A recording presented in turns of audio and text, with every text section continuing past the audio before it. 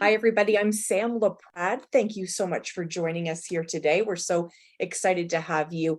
We're going to learn lots today. We've got some great guests for you. And this is an opportunity for us to get together every single month. I know I look forward to it every month, and I hope you've been watching as well and participating. We know that a lot of people ask if these are recorded, and indeed they are, and you can look back on ones that have been aired before, so we're happy to have you there. We wanted an opportunity today to introduce some of our panelists for you, and we have a couple of people. I think Lauren is on her way, but I do have Paul Bubelis here. Hi, Paul. Hello. How are you? I'm good. I'm good. Now, Paul, you taught me how to say your last name, and then I quickly forgot, so I want to get it right. Say it for me one more time. Rhymes with trellis. So it's Bubelis. Bubelis, perfect. Bubelis, perfect. Nobody's going to forget today on this call, which is great. And it's a great conversation today. I think you've been either been part of these before, Paul, or you've actually had an opportunity to review maybe some of these before. A great opportunity for us to get together and talk about all sorts of different topics. We've talked, of course, in the past about how to be an executive director, how to be a board member. I love today's topic, and that, of course, is how to create those partnerships, and let's just say the good, the bad, and the ugly of them, because sometimes there can be challenges. So we're going to talk about all of that. We've got another great panelist that's going to be joining us as well. Well, while we wait for Lauren, I can see who's in the wings, and that's the one and only Rob Barnes. How are you, Rob? Great, Sam. How are you doing? Great. I'm going to turn it over to you. Is that okay? All right. Sounds good. So good afternoon, everyone. I'm Rob Barnes at Capacity Building Institute. Just here to tell you a little bit about Capacity Building Institute for those of you who have not heard.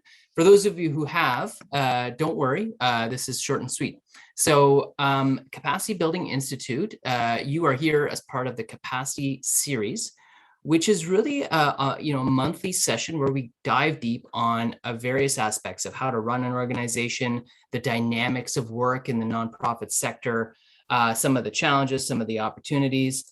So Capacity Building Institute is one of these organizations working in the capacity building space. We try to provide training and support to small environmental nonprofits with the overall goal of bolstering Canada's environmental sector. And so there are a range of training programs aimed at nonprofit leaders at every stage of their journey. And this is really for everyone, right? This is these monthly videos are really for folks in all aspects of their careers and all areas of work within the sector. Why do we do it? Well, we do it for the same reasons that all of you probably wake up in the morning and go to work or volunteer for the organizations that you support, which is that the challenges are big.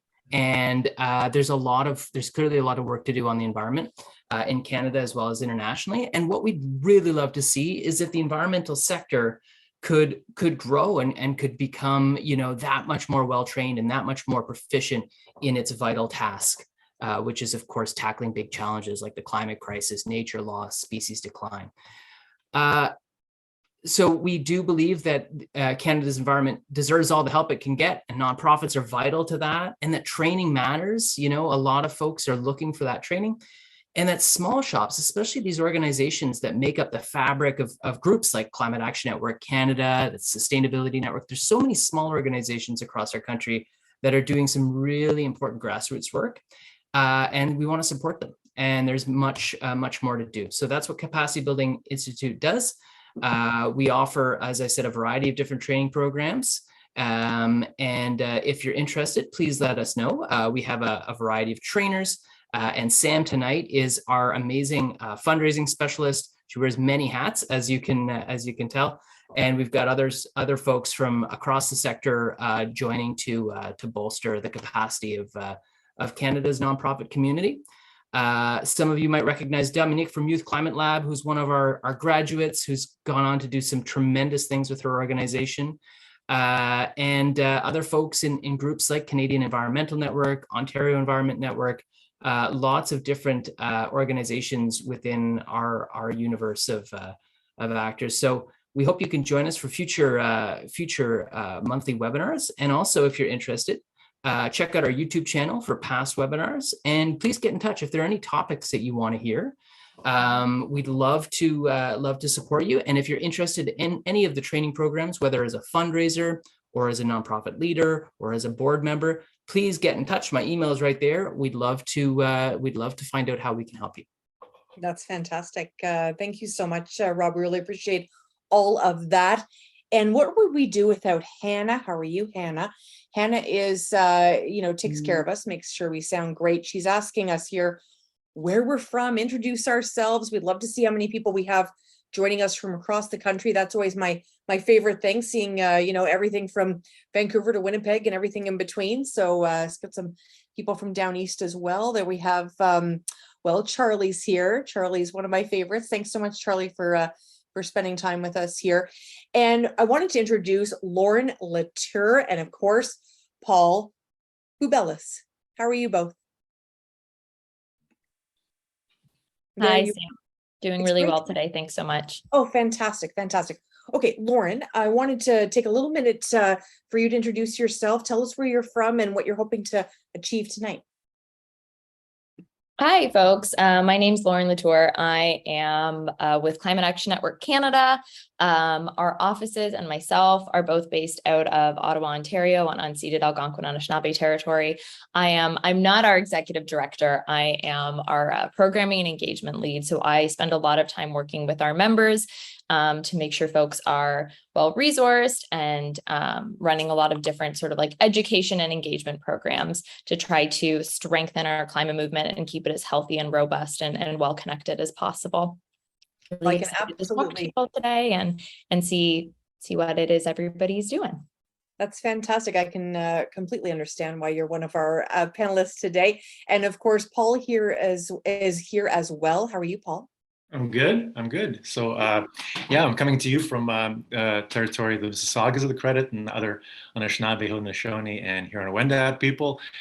Based in Toronto, we're a national network out of the Center for Social Innovation, and we help environmentalists and environmental NGOs lead, manage, and strategize. So small staff, but a decent budget, and through various collaborations and partners, we try to help the 700 or so staffed organizations across the country. Wow. Well, I can see we're going to have a great discussion today. So really today we wanted to talk about, I'm kind of summarizing, I guess, in terms of the good, the bad, and the ugly of creating some of these partnerships, right? We always think that these partnerships are going to go smoothly. Sometimes they don't, but we want to see what the benefits of our creating partnerships and how you all work together. Let me first ask you, Lauren, give me an example of a partnership that is really working well for you.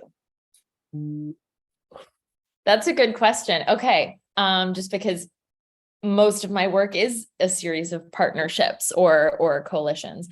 I think one that I'm especially grateful for in how functional it is isn't necessarily like a bilateral partnership between my organization and a single other organization, but it's the work we do with labor on an ongoing basis. We have some really, really incredible labor allies, primarily from unions, but primarily from the union sphere.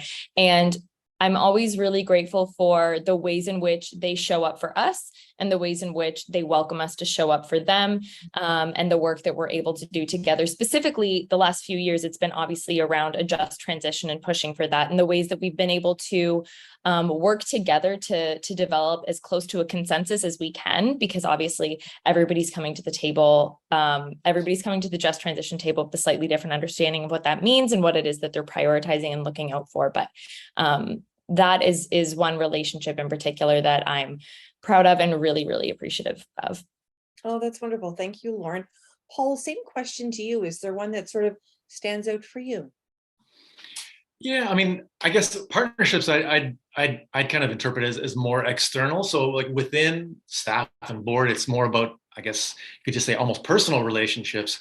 But as far as crafting ongoing collaborations with partners, I mean, our support network, which is in our case, most of the foundation community. So those are just, essential partnerships where it's people to people, so it gets kind of personal, and it's people based. So you can have craft a strategy with another organization, but what it comes down to is having trust with other people and the leaders of other organizations, whether they're supporting you or whether they're participating in your programs. But I guess I pride myself on partnerships that stand the test of time. So you might not always want one to be year after year after year, but in our case, with our funding sort of supporters, for sure, you want to stay with them as long as is feasible. Mm-hmm. So one measure of success is longevity. Longevity, absolutely. That partnership for sure, being and beneficial to both, right? I think sometimes we think about how it's going to benefit us. We don't realize how it's also benefiting the partner.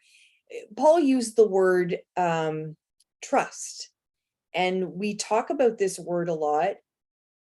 And actually, I don't know if you know David Johnson. He was our former Governor General. He wrote a book all about trust. And there's so many different sort of levels of trust in our lives. When he used the word trust, for you, Lauren, how did you interpret that in terms of partnerships you're working with? Trust is something that comes up a lot. A phrase I was sort of first introduced to a couple of years ago when I was, through my job, working with a coalition of organizations, is like, we need to, especially in the climate movement, need to move at the speed of trust. I've sometimes heard that change to the speed of community or the speed of relationship building, but primarily the speed of trust. And I think that means, for me, how that ends up showing up, and it's this constant sort of like push and pull and tension that I very much feel within. I'm touching my chest because I feel it inside internally very deeply. But in the climate movement, we feel this sense of urgency that is very much rooted in like the physical and reality. We know we have a limited number of years left in order to take action. That especially ends up that's thrown into relief during elections or when elections are imposing. And we feel like we have a really limited amount of time to get stuff done. So there's this constant push to like move. We have to get our policy recommendations out there. We have to lobby on them. We have to push ahead at all costs. And sometimes that really flies in the face of building trust, because especially if we're building new relationships or trying really hard to strengthen currently existing ones that maybe we haven't invested enough time in, that it means slowing down, especially if, as an organization like mine that is primarily populated and has been run in the past by white settlers, it means we have a lot of repairing to do.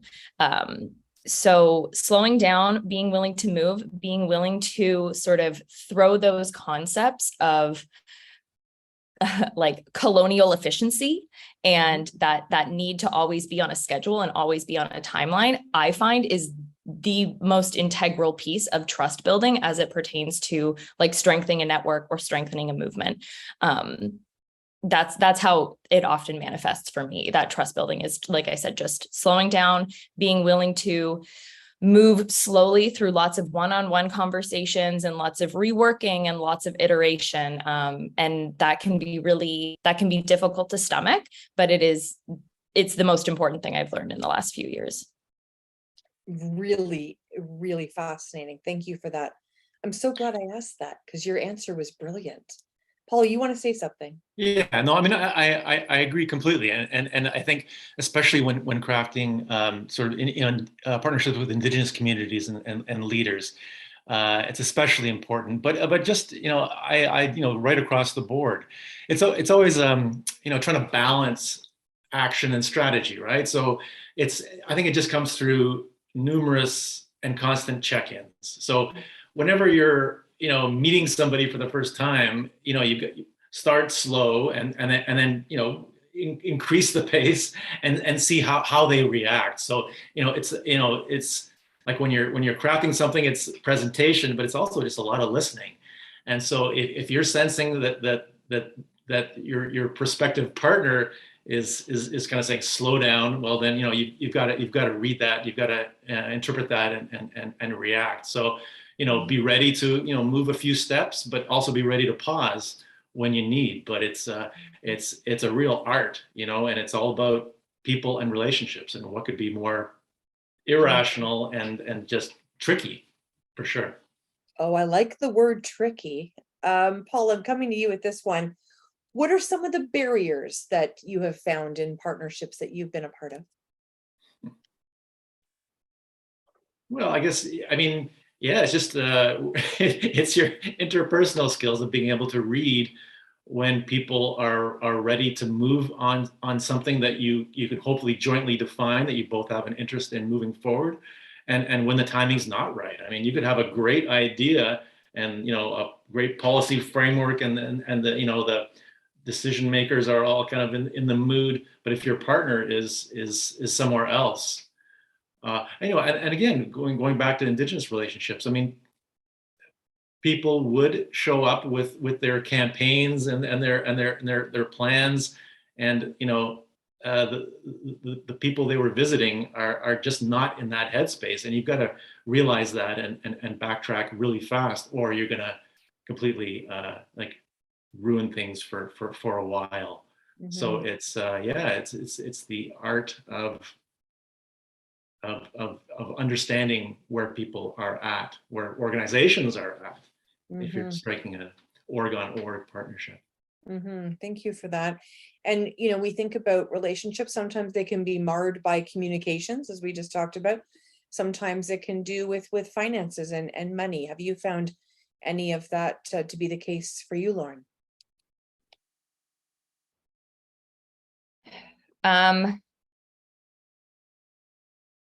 Sorry, can you rephrase that question for me? I saw a Q&A question pop up at the same time, and I've conflated the two.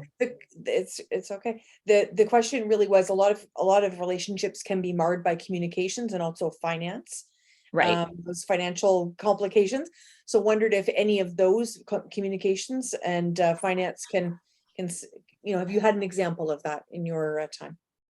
Yeah, I think, okay. So I think when it comes to finance, again, just thinking about this in context of my organization is an organization that tends to, our membership, we're a membership-based organization, almost 150 different member orgs across the country, some of whom are very well resourced, others of whom are not.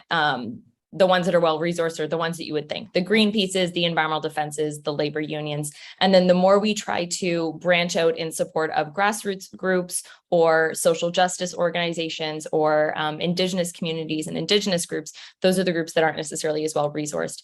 And I think that's where sometimes finance and funding becomes a point of conflict, because it means that if I'm, say, hosting a meeting in Ottawa, yeah, environmental defense and Greenpeace and my labor union allies will be present, but those marginalized folks might not be able to attend, obviously for resourcing reasons. So I think one of the biggest things for me and for my organization, and something that we are aware of and need to continue to do better at, is helping marginalized voices that are sitting around the table and want to be at the table find resourcing when they can. And sometimes that means giving up our own resources and our own finances. And sometimes it means helping them build relationships with funders and philanthropic groups.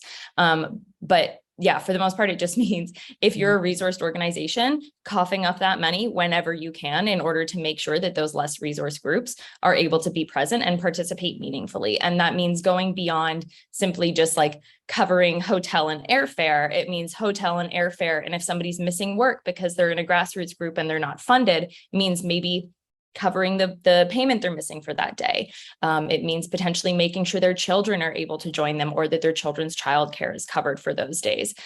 So and that in itself, going back to that trust thing, is an extension of trust. It's the idea of understanding that I might not know what your resourcing constraints are, and I might not know what you need, but I'm trusting you to, like, I'm just going to give you the money and trust that you're going to be using it as accordingly as you need to.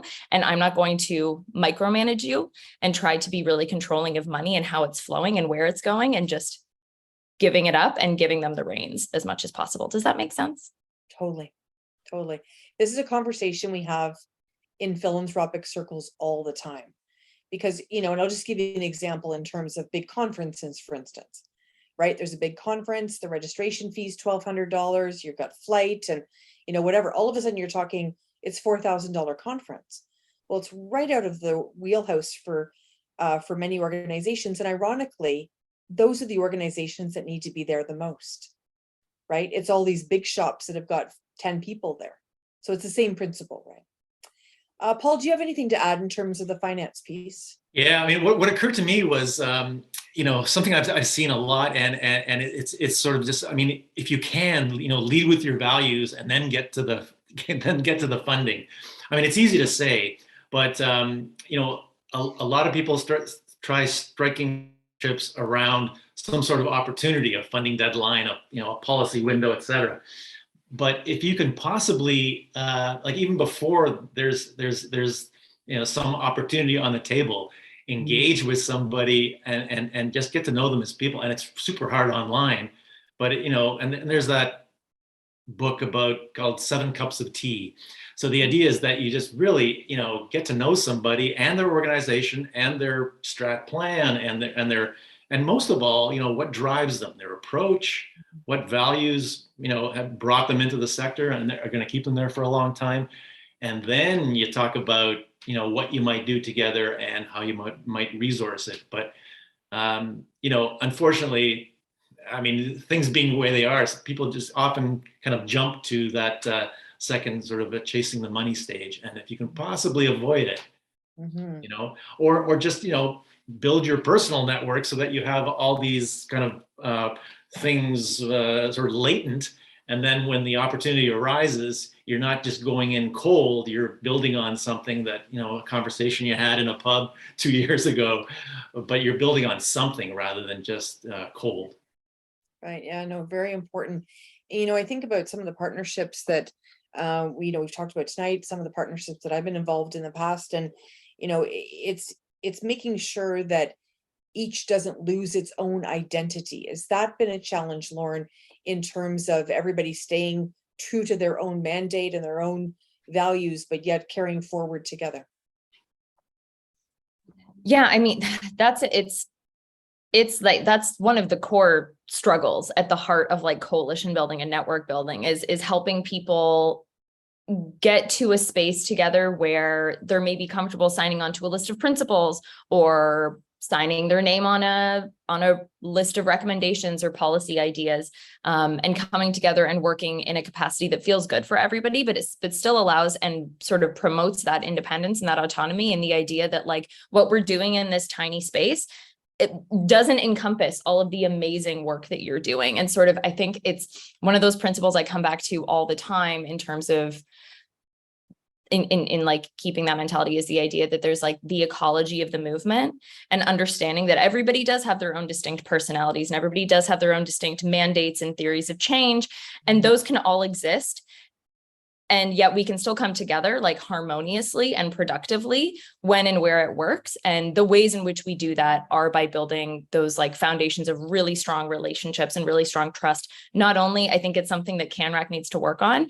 Not only do we need to have strong relationships with those member organizations and with those allies, but we need to do a good job of helping them build strong relationships with each other so they can continue that collaboration when like I'm not there facilitating the call.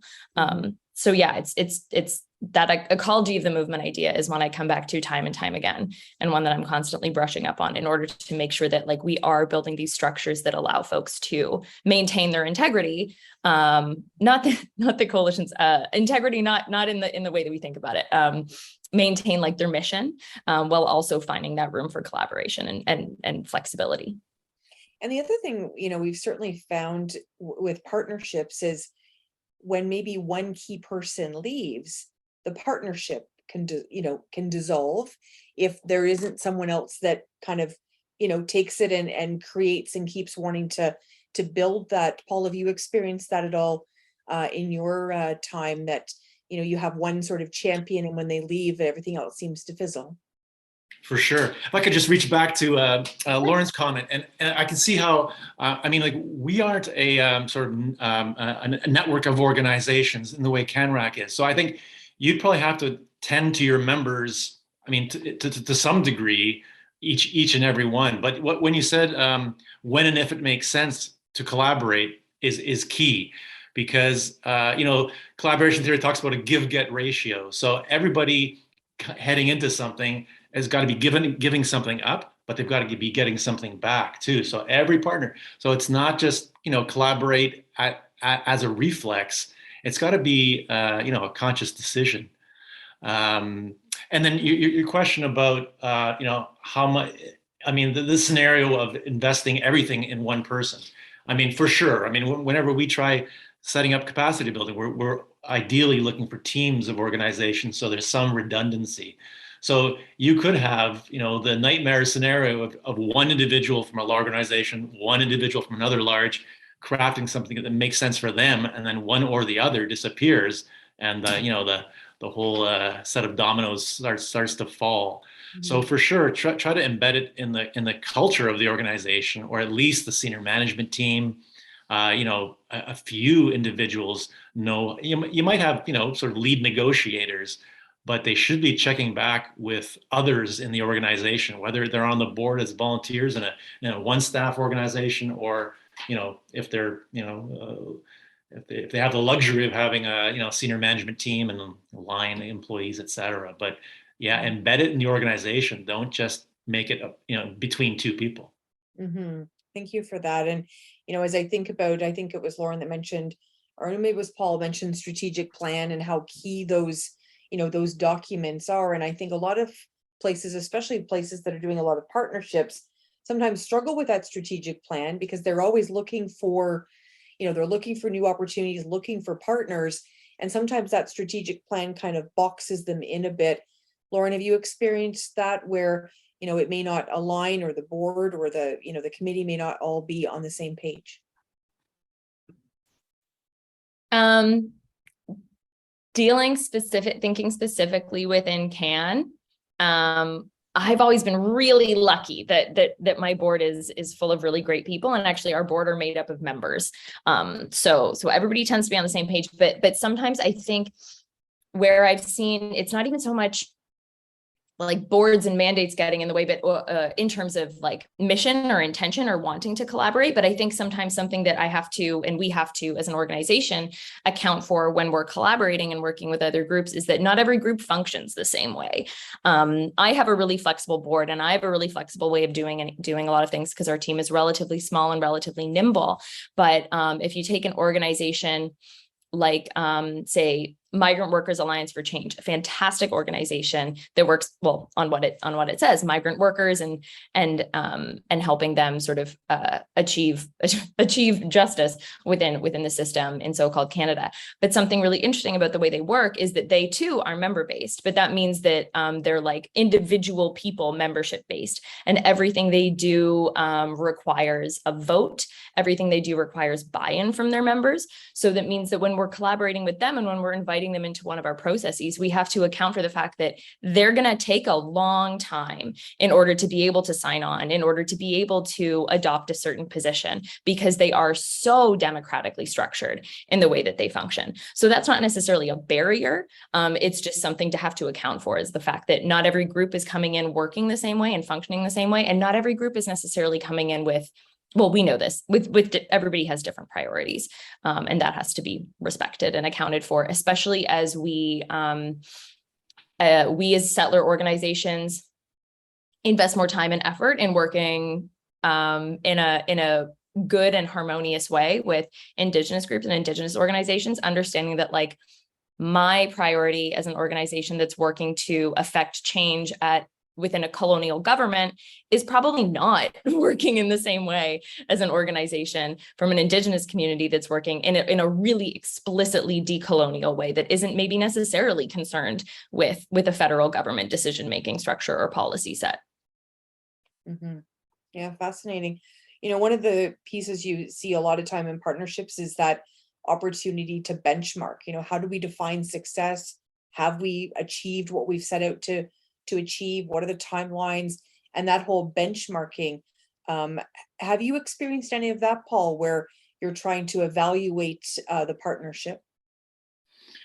For sure. In capacity building, which is specifically the kind of the activity that our network does, that's really kind of the holy grail. I mean, showing that you've moved somebody from a 6 out of 10 to a 9 out of 10. Certain things like fundraising have metrics, but a lot of stuff, if you're talking about governance or strategic planning, it's so hard to have a benchmark that you start with, and then an endpoint where you take them where you take that sort of participant. So yeah, success, how do you quantify a strong, successful leader versus one that's ineffectual and unsuccessful? Really, really hard. But I mean, maybe on the policy side, you can determine a bit more on what success looks like. But from a capacity point of view, yeah, that's very, very tough. Absolutely. How about yourself, Lauren? Oh, you just muted. Benchmarks, that's really interesting in terms of like measuring engagement over time. I think those are things that I think when I think about benchmarks, they're almost more so like internal mechanisms for us to measure our success, not so much in like, we're not an organization that has to push people up a ladder of engagement, for instance. But if I notice that, say, a series of calls I'm hosting on supply side convening or supply side fossil fuel organizing have fewer and fewer attendees week by week or month by month, then what that tells me is that I'm not providing a service that is actually effective for my membership, that is actually sort of like serving a need for them. So when I think about benchmarks, yeah, it's less so in the purpose of like growing our membership, for instance, or trying to move them up my ladder of engagement. And it's more so a metric by which I can determine how well I'm serving my community.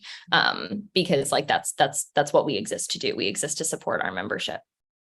Yeah, I mean, I would agree. I mean, I think, you've got to have some sort of, like you say, quantifiable metric, some sort of indicator, something you can count. If you can't count it, you can't manage it. And that's not to negate the sort of anecdotal, subjective storytelling that can be a part of that as well. But like you say, just for internal purposes, just something you can, apart from what your gut tells you, you're just tracking something. But a strat plan, I go back to sort of your comments on strat plans too. I mean, they're meant to be a guide, and so just like a job description has other duties as assigned, I would have every strat plan have some sort of door, some sort of opening door where you can pursue, and especially in the chaotic, crazy pace of change that we're in the middle of now. I mean, trying to strat plan out 5 years is, next to impossible.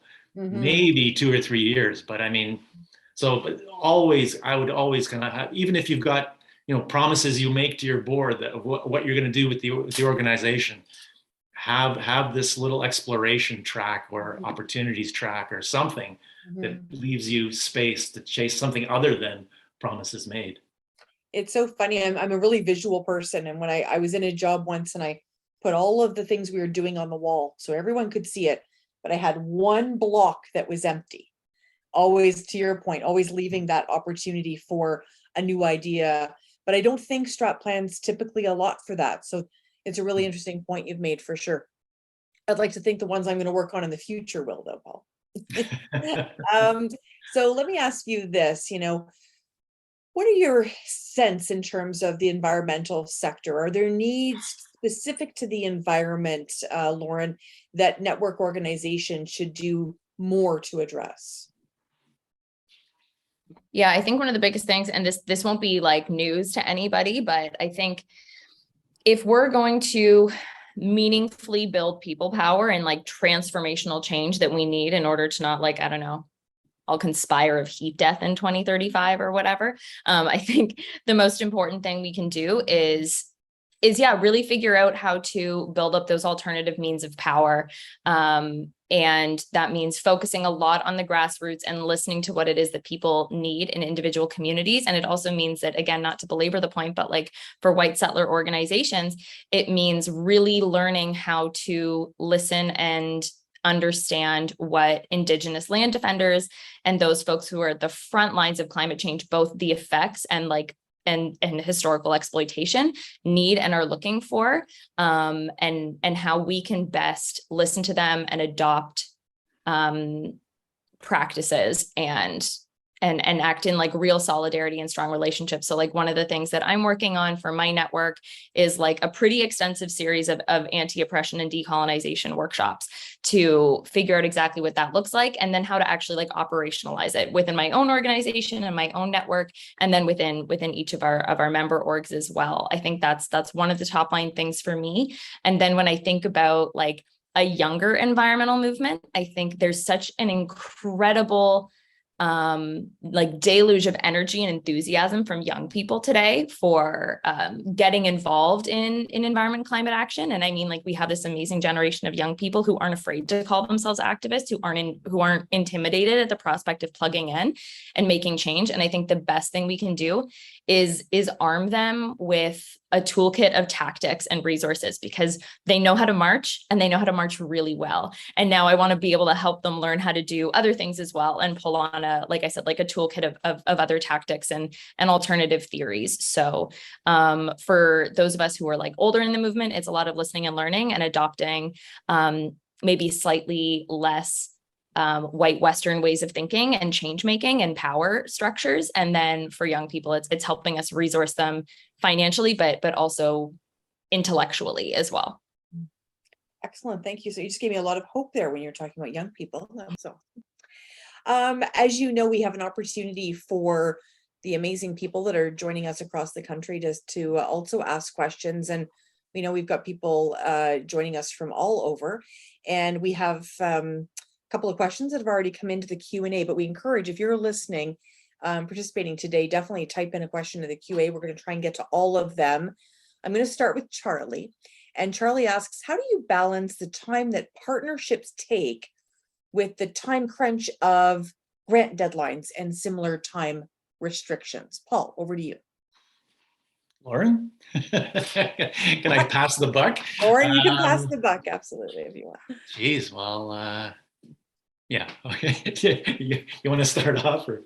Sure. This might be an unsatisfying answer, but I think something that we are trying to do and have to get better at doing is working with our funders to help them understand that some of those grant deadlines and some of those restrictions that they place on us are ultimately like counterproductive to the cause here. Because like you said, Charlie, these partnerships take a ton of time, and we are on that time crunch, and we are on that like deliverables hamster wheel. And I think something that I'm increasingly seeing funders understanding is that investing in that slow work, in that like kind of like glacial pace, deep movement building is incredibly important. So I think that's, unfortunately, like that's probably not a super satisfying answer. I wish it was as easy as like, well, we use Airtable and that helps us get all of our deadline. Like that's not what it is. It's helping funders understand that the best thing and the most important thing they can give us is time and flexibility, and understanding that like, hey, you gave me $20,000 to do XYZ project, and is it okay if I repurpose it for this project instead? And again, like that, even the asks for time take time, because you have to be able to have a trusted relationship with your funder. Oh, that is absolutely the truth. Paul.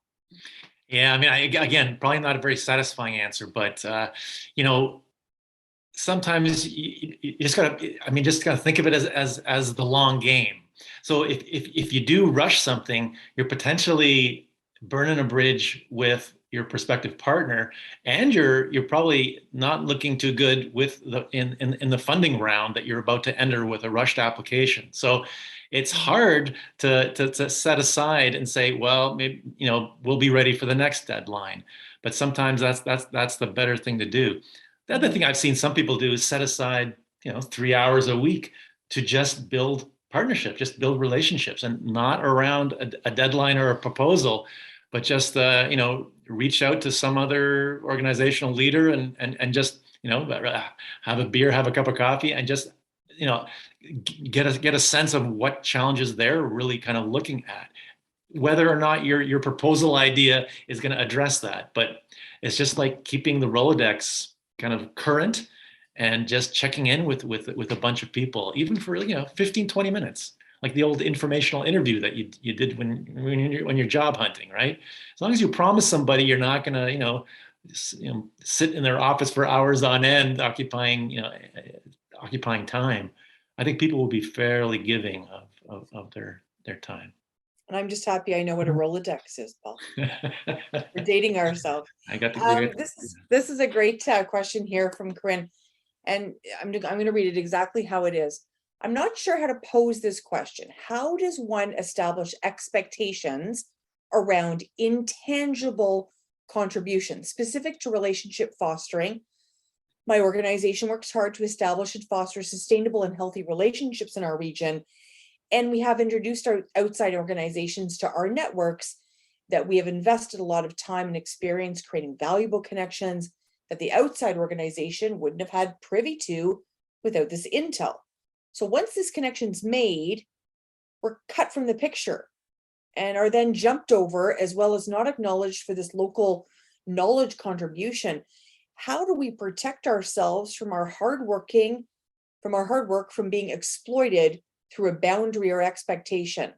I like the idea of toolkits and tactics, she says. Give me a sense. Who wants to start here?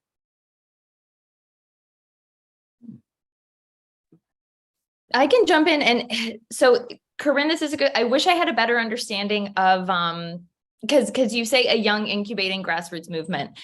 So I can understand the frustration, because like you say, you're investing all of this time and all of this expertise in building these relationships only to then be like jumped over or cut out of a potential relationship, or I don't know, maybe a project. And that can be really, really hard, especially when you are young folks and perhaps in the larger sort of power structure of this network you're setting up. You may be actually like you don't have an outsized amount of power within that structure. I know for CanRac, at least, if I see that I'm maybe not being included in a conversation that I've maybe helped to facilitate, sometimes that's a sign that I've done my job really well, because it means that I've helped to foster a meaningful relationship against a couple, or between a few parties that otherwise wouldn't have existed there. And now they have a degree of trust and strength. And that means that I can step back and I can remove myself from it, and I can trust that it's going to hold itself on its own, if that makes sense. Mm-hmm. But again, I feel like that might not apply to you, because like you say, you're youth and you're grassroots based. So that might not feel as good to you as it does to me, because I come from a different position of power. I see that you've joined the chat. So if you have time to give a bit of feedback, it would be like kind of fun to workshop this with yourself and with Paul. Absolutely. Oh, cool. Sure. Yes. I feel like I was really vague with that question. We're very new and definitely trying to establish ourselves. We do a lot of hard work and definitely being youth-based. We know that a lot of the youth in our region, I come from Northern Canada, and we're very capable. A lot of consultants are usually brought into our region to do the work that we're looking to facilitate. And, a lot of times we are teaching folks how to, work within our region. So we're really trying to fill a gap, adopt a role that we know that we can occupy, I guess. And it's definitely a lot of like local and traditional knowledge where, we're definitely making those connections in larger networks. I think we're really starting to see that I don't know if it's like an opportunity cost, or like I still have to learn a bit more about, what this could be, but it is just around like, we're not sure how to make that like a quantifiable thing to measure. I think in the grand scheme of things, I feel like I am rambling now. Did that help give any further context? Yeah, I mean, I could offer a couple of ideas, and I mean, I think some especially youth-led organizations, because they're still sort of forming and storming in the organizational story, it can be kind of a fairly creative but also chaotic sort of setting. So it depends if the two people who are establishing the trust and the relationship, if it's person on person, or if it's that person checking back with the organization, and then, at times handing off. As a relationship grows, you might need other people involved for other things. So it depends if it's a one-on-one or whether it's kind of embedded in the organization. Because one scenario is, you, especially as a younger person, you're especially mobile, and you take those relationships with you wherever you go. Because if it's person on person, it's a bit different than org on org. Mm. Absolutely. Did you want to provide a short answer there?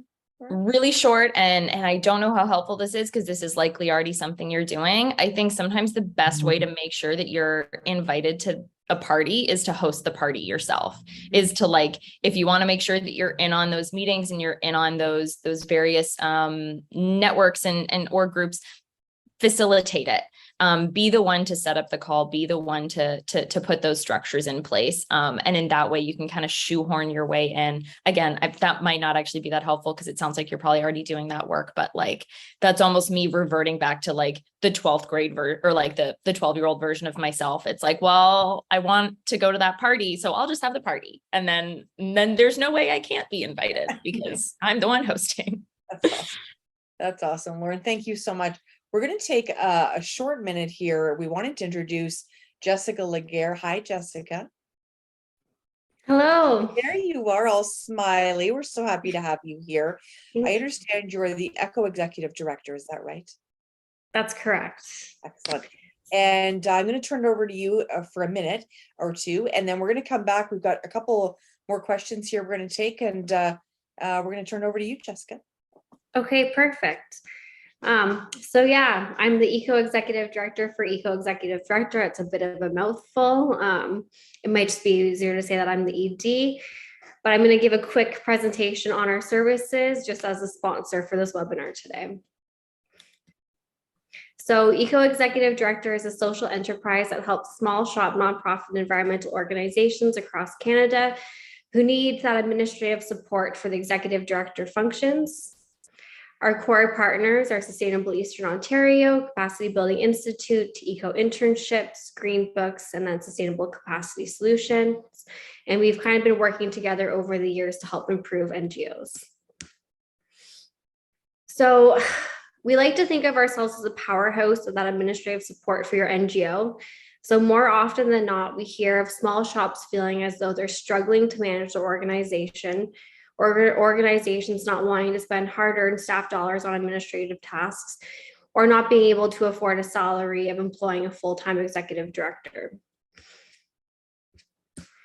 So as a solution, Eco Executive Director really takes that struggle out of managing your small shop without your organization having to spend those hard-earned staff dollars on a full-time executive director position that we all work very hard fundraising for.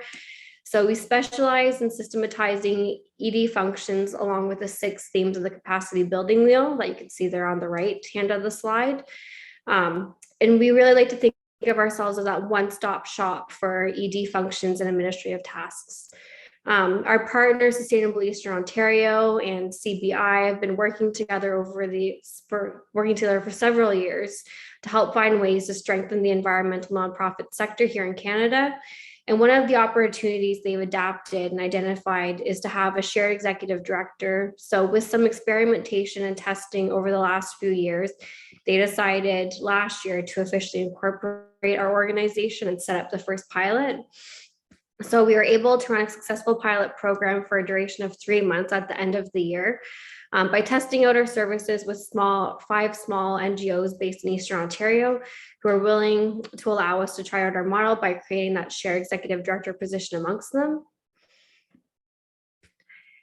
So just to give you a bit more context into what that shared ED's role is. So essentially, if an organization has one of our Eco Executive Director, that executive director will work under the governance of and be accountable to their board to facilitate the development, management, and oversight of the organization. So our services are really tailored to that specific organization's needs. And we all know that every organization is a bit different. So some responsibilities may include providing professional leadership and management of the day-to-day operations and programs, working in close communications with the chair of the board and assisting in preparation of board meetings and the annual general meetings, developing, managing, and sustaining grant opportunities and other fundraising initiatives. So that's either with the staff team or on our own, depending on how, or the capacity of the organization, I should say. And then overseeing budget and financial statements and expenditures, recruiting and supervising staff, any committee members that the organization may have, and volunteers, reviewing and developing a strategic plan. It's been talked about a lot during this session. It's definitely one of my favorite things to do with an organization. And then revisiting insurance coverage and ensuring appropriate coverage is in place, especially with specific grants needing specific coverage. And then networking with other organizations whenever seen fit. So basically, we're going to come in with a collaborative approach and work with your team when onboarding the executive director model to an organization. So we'll really count on the expertise that those organizations already have in place. And if they're working in certain areas where things are going really well and that their team has things under control, then we're not necessarily going to try to change the process and add something new in that area. Instead, we'll focus on areas where we feel that are falling behind, like getting insurance, for example. We all know how time bogging that can be. So we'll kind of take that burden off of them. And then some other things that we can help you with are by creating the budget, building the strategic plan, as mentioned, supporting board transition and growth, which is really important, fundraising, obtaining insurance, like I mentioned, and then overall just freeing up that valuable staff time so they can focus more on the project and programs that they should be delivering based on that deliverable hamster wheel that was kind of mentioned before. So it's practically impossible to do everything yourself. So we really feel that what's needed by meeting with your senior staff and the chair based on the organization size to help kind of identify the areas where we can take off the load from any the senior staff so they can work on those programs. So ideally, we want to build on the strengths of your team. So you have that you've already built and act kind of as that background function for the organization.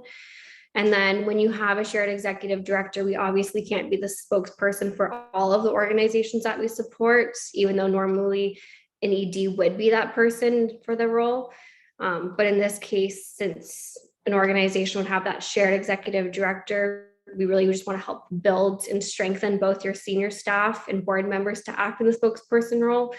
And then obviously, if there is no one to fill that kind of void, then we can be that person to do that.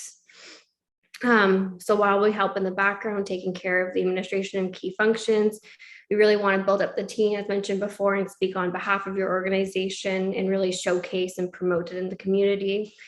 And if there's a need to like do a press release, we'll be that person, as mentioned.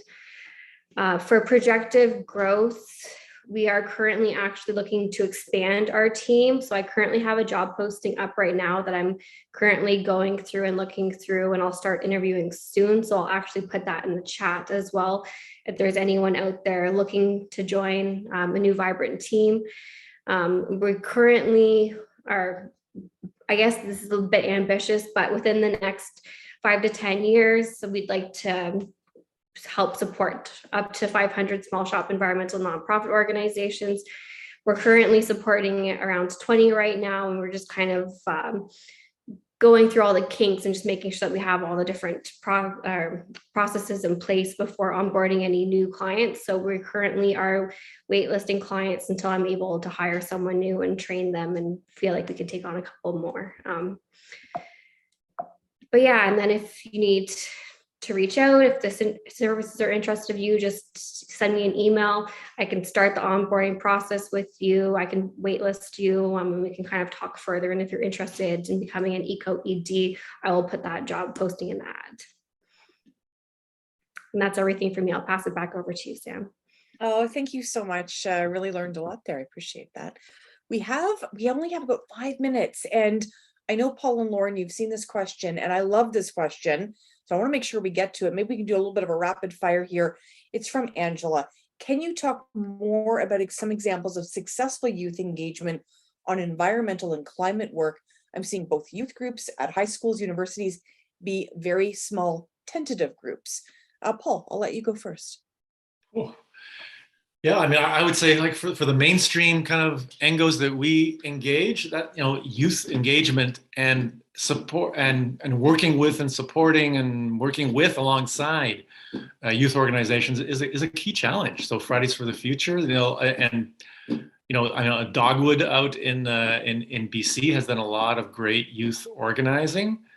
Environmental Defense is making some strides there. And I mean, yeah, Youth Climate Lab, Dominic Souris and Meredith Adler and Student Energy.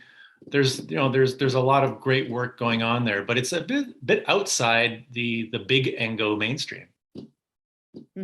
Absolutely. Lauren, anything you add? Yeah, I'm actually going to draw on my own experience when I was a young person. I'm now no longer a young person, and that hurts a lot to admit. But when I did initially sort of get involved in the climate justice world, it was as a youth in university. I mean, in high school, yeah, like I'm sure all of you, it was like green team, recycle, use water bottles, et cetera, et cetera. And then when I got into university, things became a little more politicized, a little more sort of action oriented. And I think the things that I realized looking back on those experiences and why they were successful and why they felt meaningful is because like they were truly led by young people. They were potentially resourced by older organizations or older activists in terms of like, that's when I was in university, there was a specific grant that was administered by a professor. So like, yes, I wasn't footing the bill myself as a young person. I had sort of like an older benefactor of sorts who would help us with fundraising when we needed it. But all of the decisions were made by young people. Our mandates were set by young people, and our like intentions and our tactics and our desires were set by young people. And I think that's sort of the thing. I think sometimes as older organizations or older activists and more established organizations, we sometimes get a little bit too, we can sometimes be too controlling. And I think sometimes we get a little bit too preoccupied with like, well, we've done this in the past. We've tried XYZ. We know what works. You should take our advice because we as older folks know what's best and know what works. And that might be true. But the best thing about those university years, those high school years, are that these young people have the ability to make mistakes and mess up and maybe stage an action that kind of flops. And maybe they do get too angry in a meeting with a powerful actor and they offend people and they get upset. But it's those years as young organizers and young activists are so integral as kind of like an incubator in order to make sure that like they establish some autonomy and some ownership over what they're doing, not only as an organization, but like as an individual. And it gives them the confidence to then continue on in movement organizing. And again, I mean, that's hard. And it doesn't mean that we don't have knowledge to offer. I think that's actually something that maybe my generation of youth organizers didn't do as effectively, is pass on our knowledge and pass on resources to young people. So it doesn't mean that there is no transference of knowledge or wisdom. That has to happen. But it also has to be like, here's the information, and now I'm going to get out of your face and let you do with it what you will, and let you stage that action that I maybe think isn't the best idea, but that you are very passionate about and that you are really keen to see carry forward. And I think sometimes, some of the problems I've seen with a lot of, like you said, Angela, youth organizations seem to be a little bit timid and a little bit small. And I think that could be because we've done a lot of the work for them and we haven't allowed them that the ability to take ownership over the work and grow it themselves as they see fit. Because it's almost like a kid whose mom always cuts up their spaghetti for them. They're never going to learn how to just like twist it and eat it on their own. Yeah. Because the assumption is always going to be that mom's going to be there to cut up the spaghetti or set up the phone tree to get people out to the meeting that day, for instance. Absolutely. I don't know about you, but that spaghetti's making me hungry, and we've come to the end of our time together. So everybody can go have dinner. Lauren, thank you so much for everything you brought to our panel today. And of course, Paul as well. Fantastic conversation. I learned a lot. Always a big thank you to Hannah, who I know works very hard behind the scenes, and we don't get to see her beautiful face, but she is there working hard. Rob Barnes, of course, Capacity Building Institute. We're here because of Rob and that great group. And a big shout out and thank you to Jessica Laguerre for everything she brought to our show today too. I will say, we're going to be back in November. You'll want to be here. I'm Sam Laprade. Thank you so much for spending time with us today.